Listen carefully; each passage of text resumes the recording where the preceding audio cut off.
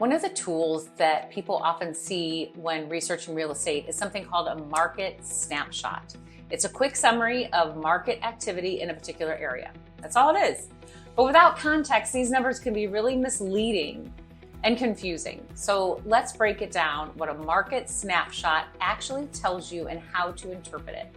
First, median home price.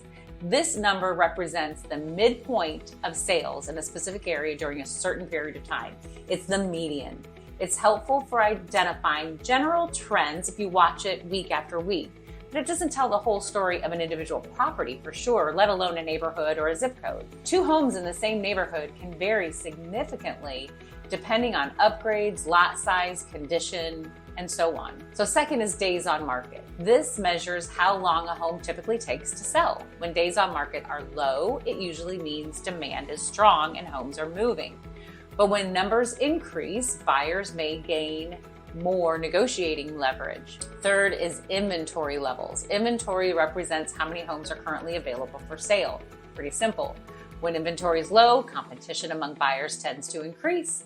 And when inventory rises, buyers often have more choices, more time to take to decide. Fourth is price per square foot. This metric can help identify general value trends across neighborhoods. But again, it needs a lot of context with regards to upgrades, layout, where the home is in the neighborhood, property condition. It can all change the interpretation. So the most important thing to understand is that the market snapshots are tools.